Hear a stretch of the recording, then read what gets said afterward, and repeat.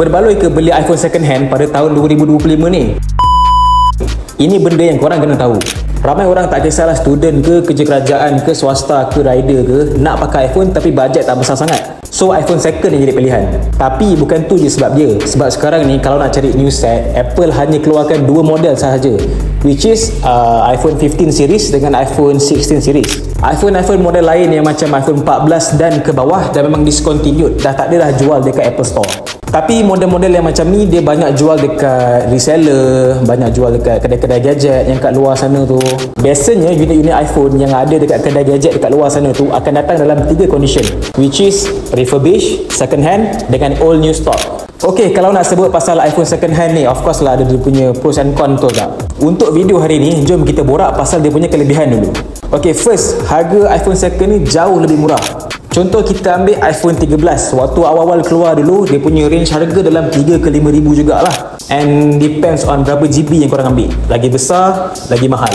Yang tu belum lagi masuk iPhone 13 Pro, 13 Pro Max lagi kan. Kadang-kadang boleh sampai 7K. Sekarang ni iPhone 13 dah murah sangat, dah bawah 2000 dah boleh dapat.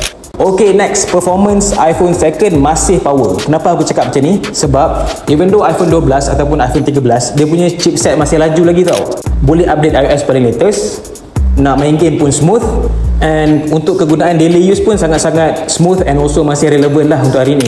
Okay, yang ketiga, banyak pilihan ikut bajet. Kalau korang ada bajet dalam 1,300, boleh angkat iPhone 11. Kalau bajet 1,800 ke 2,000, dah boleh dah angkat iPhone 12 ataupun 13. Ataupun kalau korang ada bajet yang lebih sikit lagi dalam 3,000 macam tu, dah boleh angkat iPhone 14. Okay, by the way, kalau korang nak tahu, iPhone 11 series ni antara model yang paling hot selling lah. Walaupun iPhone 11 ni dia punya keluaran dah lama dah, dalam berapa tahun dalam 6 tahun lepas macam tu, tapi masih lagi ramai yang cari model ni sampai sekarang, especially student ataupun orang-orang yang baru nak guna iPhone. Okay, last sekali, iPhone second hand condition macam baru. Ramai orang yang jual iPhone diorang lepas setahun pakai. Setahun tu tak lama pun.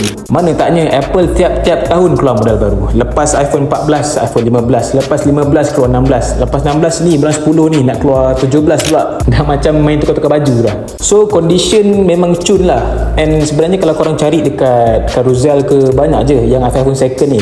Yang penting korang kena check lah. Korang kena tahu apa benda yang nak kena check, daripada segi body, battery, dia punya keyboard. So condition iPhone second ni banyak je yang macam baru. Ada yang 9/10, 10/10, macam baru keluar kotak pun ada. Plus kalau korang beli daripada trusted seller, maybe dia punya bateri pun masih ok lagi. Screen pun responsif, body pun tak ada calar sana sini kan. Okay, untuk bateri iPhone sebenarnya kalau 90% ke atas tu masih elok lagi. Serius. Kalau dapat 99 ke 100 tu bonus lah. Okay, so berbalik dekat topik kita untuk video ni, berbaloi ke beli iPhone second tahun 2025 ni? Jawapan dia, yes, kalau korang beli dekat tempat yang betul.